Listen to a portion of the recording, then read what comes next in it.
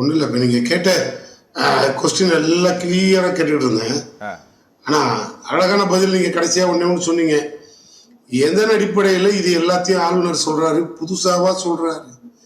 அவருடைய அவர் கொடுத்த அஜெண்டாவே இதெல்லாம் அங்கே எழுதி கொடுத்து இதை ரெகுலராக தூக்கி எழுந்திரிச்ச உடனே இதை காலையில் எழுந்திரிச்சோடனே ஒரு தாட்டி சொல்லிட்டு அப்புறமா டீ காப்பி குடிங்கன்னு அவருக்கு சொல்லி கொடுத்து அனுப்புனது அவங்க பாஸ். அதாவது பாஜக RSSங்கிற ஹெட் ஆபீஸ்ல இருந்து கொடுத்த அஜெண்டா அது. இங்க ஆள்றது பிஜேபியா இருந்ததுன்னா அடிச்சு தொம்சம் தூள் கிளப்பி இருப்பாரு. ஐயோ நீங்க நினைக்கிற மாதிரிலாம் கிடையாது, இந்த மாதிரி இங்க பெண்களுக்கு எவ்வளவு முக்கியத்துவம் தரோம், அது தரோம் இது தரோம் எல்லா வசனமும் மாத்தி பேசியிருப்பாரு. பட் இங்க ஆள்றது அவருக்கு அது ஆரிய மாடல் இல்லை, இது திராவிட மாடல். திராவிட மாடல் நாயகன் இங்க ஆட்சி நடக்குது, அவரால் பொறுத்துக்க முடியல.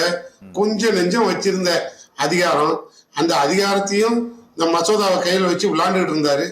அதையும் புடுங்கி எடுத்துட்டு வந்து சுப்ரீம் கோர்ட் வரைக்கும் போய் பேச்சுவார்த்தை நடத்தி புடுங்கி எடுத்துட்டு வந்து இப்ப இந்தியாவுக்கே ஆளுநருக்கும் ஜனாதிபதிக்கும் உள்ள அதிகார வரம்பையும் கொடுத்த கட்சி திமுக. அந்த திராவிட மாடல் நாயகர் தமிழ்நாடு முதலமைச்சர்.